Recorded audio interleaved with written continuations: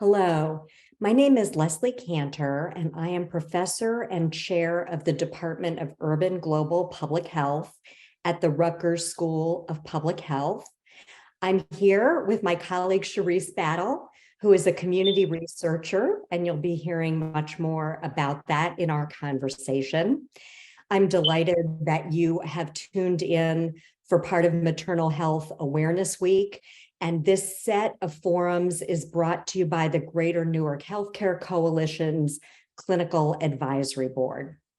So with that, we're going to be talking about a study that Charisse and I worked on together with a group of another 5 community researchers that looked at Black women's experiences throughout the prenatal, labor and delivery, and postpartum period in Newark. And the whole point was to hear about these experiences so that real changes can be made.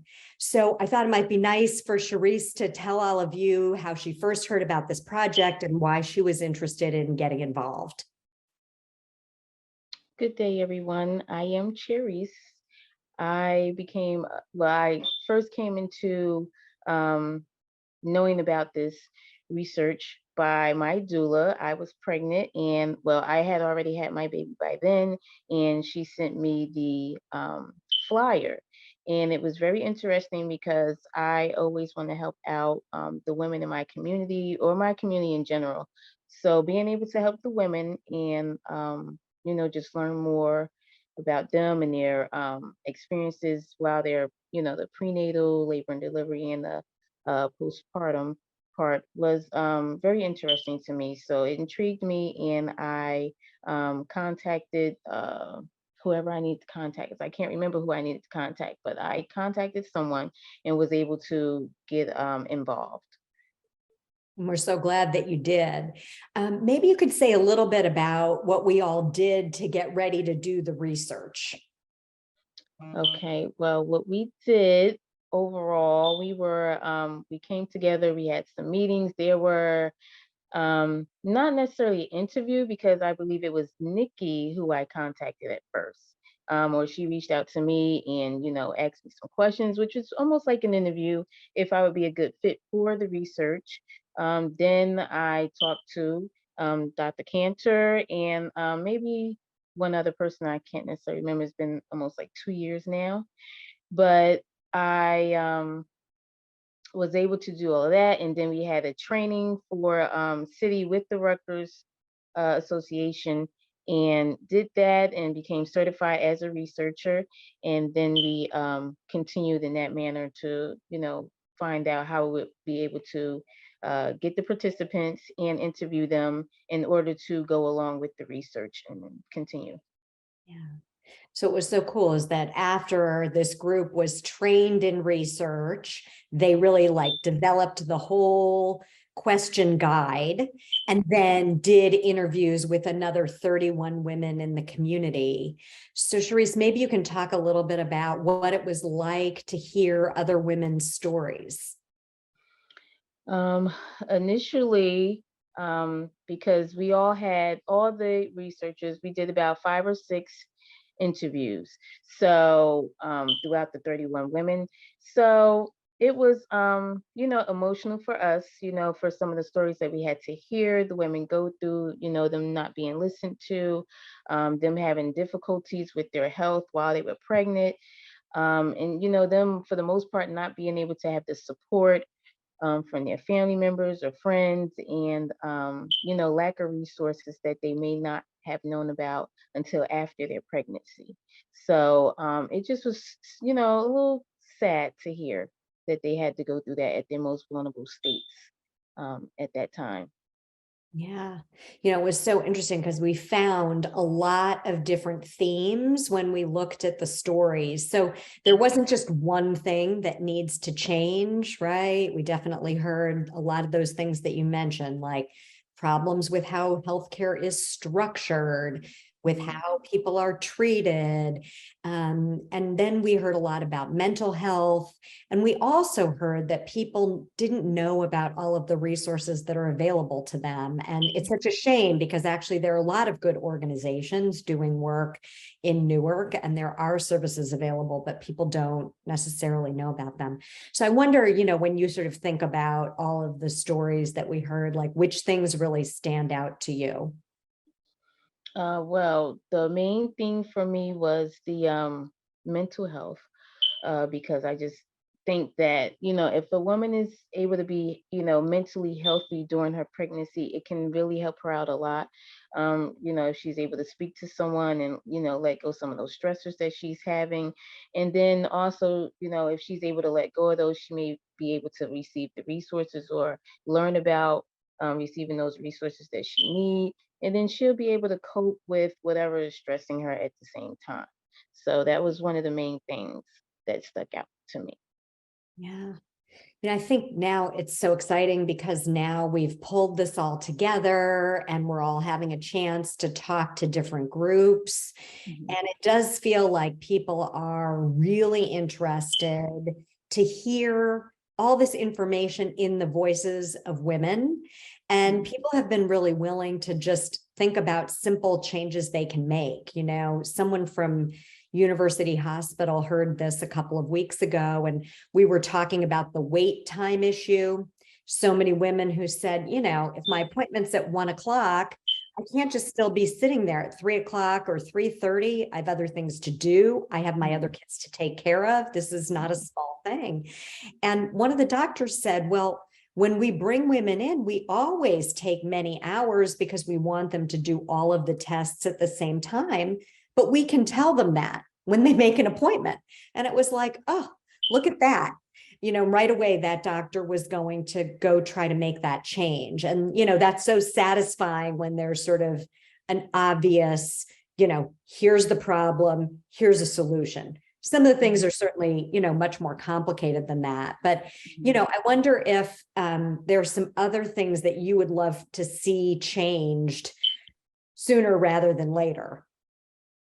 Well, I would say the insurance policy that they have in place, maybe when women first get pregnant, is not taking them to at least their second trimester for them to actually have insurance.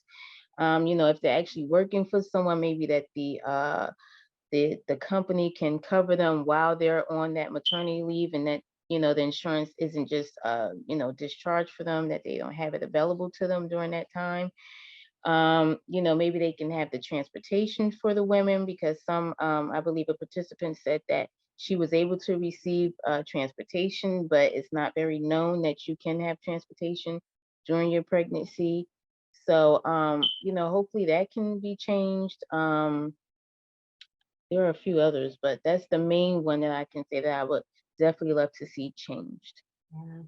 I think one of the things, you mentioned two things where actually there are policies. So there's something called presumptive Medicaid. And what Mhm. that means is that women, when they get pregnant, they're supposed to be able to get services right away, even while their application for Medicaid is being processed. So Mhm. that is the law in the state of New Jersey. But we Mhm. definitely heard from many people who felt like their appointments weren't scheduled until they were fully covered. And then, of Mhm. course, we had people who aren't documented. And for people who aren't citizens, they don't have any of that prenatal care. They're Mhm. only getting covered for what's seen as the emergency, which is that labor and delivery and a couple of weeks afterwards. And, Mhm.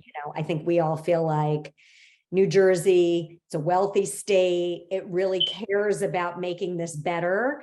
It feels like they could cover some folks who are undocumented. It wouldn't add that much money to the Medicaid expenses for the state. Definitely, definitely.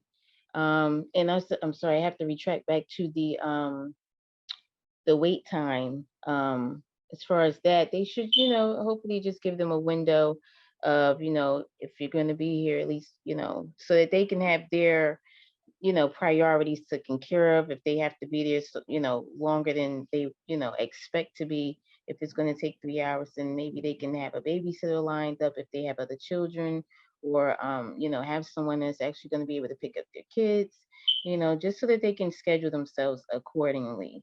Would be a lot, more appreciated. Right, right. Yeah, I mean, I feel like another big area was that people really felt like their healthcare providers weren't listening to them. Mhm. They were dismissing what they said, and especially women who had had multiple pregnancies or multiple births felt like, wait a second, I know my body. This is Mhm. not normal. This didn't happen last time. And they felt like they were told way too much by doctors and other healthcare providers. Oh, it's fine. And so I think one of our big messages is really to providers about really listening to people, Mhm. not assuming. Sometimes it may be something that is totally normal, but we had so many stories, right, where people were dismissed, but they luckily followed up. And that person who had that terrible infection, and she was Mhm. basically just being sent home from the ER, being told, oh, Mhm. that's just how a cesarean scar is. I mean, these were Mhm. really scary stories of, Mhm. medical people missing something real that was going on. Right.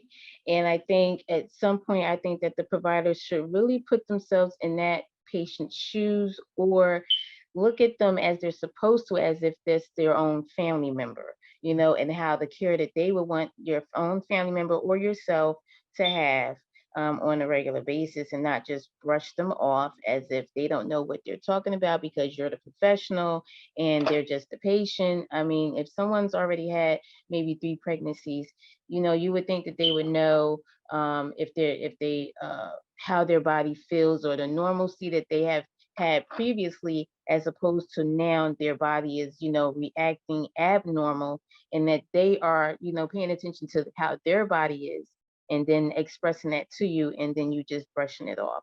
And then also we had women who were dealing with C-sections. They weren't really being heard about, how they weren't really being told exactly what was going to happen, and the actual procedure and things to look for that may or may not happen, while they're going through that, procedure, and just, the general concern of them not being care for, as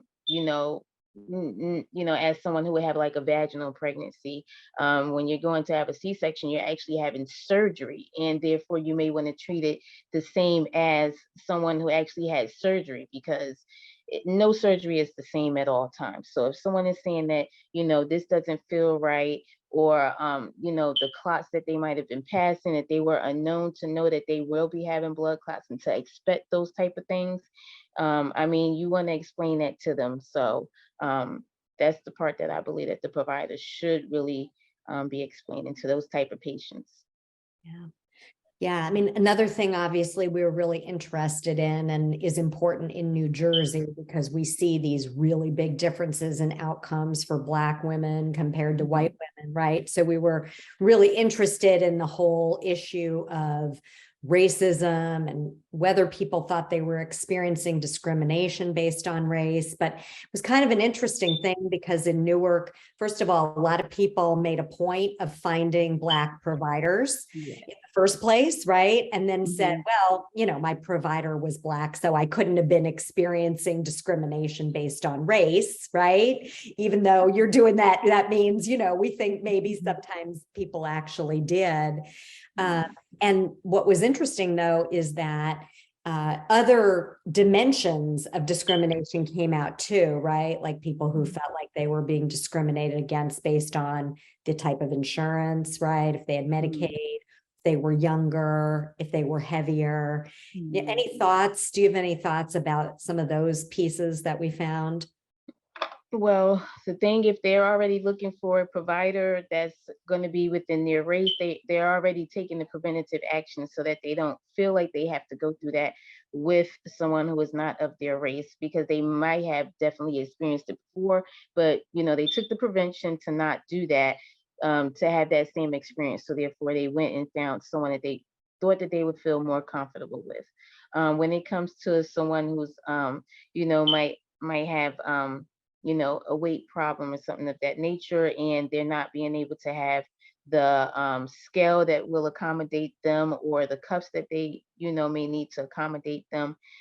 You want to make your patients feel comfortable when they come to you. And if they don't have even a cuff or a scale that will be able to accommodate for you, that is, like discouraging, or, that can even help their self-esteem, because they don't feel like, they're normal, per se.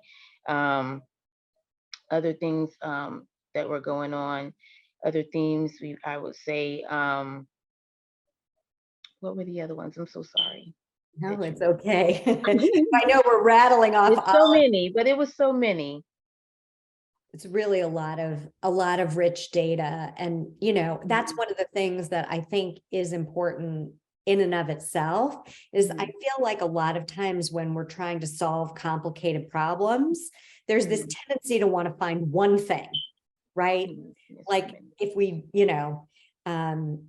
just make sure everybody has a doula, that's important. You mentioned that you had a doula.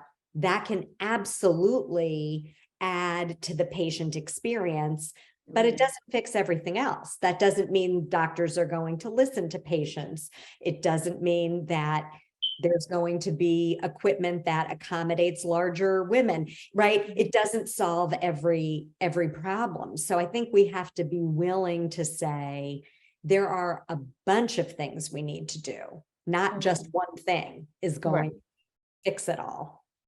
Definitely. Across the board, everyone, it takes teamwork to make the dream work. And in order for women to have a better experience when they're pregnant, after their pregnancy, the labor part, the prenatal labor and delivery, and their aftercare, it really takes a team, in order for the woman and also the baby to come into the world and be, healthy. And the woman has to be healthy in order to, care for the baby. And then once that happens, then, you're able to have a better community, I believe. The woman is basically like the main person who takes care of the home. So therefore, once you take care of mommy, the baby is taken care of, and then the rest of the community will be healthy as well. Yeah. So I know we just have a couple minutes. I think the other thing that we all have thought about out of this is that it would be really nice if there was more research like this, right? If there was more true partnership between researchers and community members, not just researchers going into the community, getting data, leaving, never to be seen again. Right. Yes. So would love for you to just maybe say something so that if we can get more funding to do this, everybody will come and join these teams. Well, that's very true. We do need funding. It helps, but you know, for the research in the community, you have to come together. That's the best way to ever have anything happen and have any change come to the community. You have to come together, have these conversations. I know like we're on the bottom of the spectrum, and then we're working towards this, you know, hopefully changing some of the policies in Washington that will help out women in general all over, and it won't just affect this one community, because I'm sure in other communities women have been discriminated against or have had some similar issues. But right now we're at the spectrum where we are trying to help this one community venture out to the general, and hopefully this will do a greater deed that we need to have done for women across the board. But this is, our starting point, and we're going to work towards it being better, bigger and better, and healthy. I love that vision, starting in Newark first, then the world. Exactly. And we're all, and Newark is a very big city in New Jersey. So if we can do it, it can be done in other cities as well. Yeah, absolutely. Well, we're happy to give more information to people if they're interested. And Cherise, I'm so grateful for your partnership. Oh, I am as well. Thank you. So much.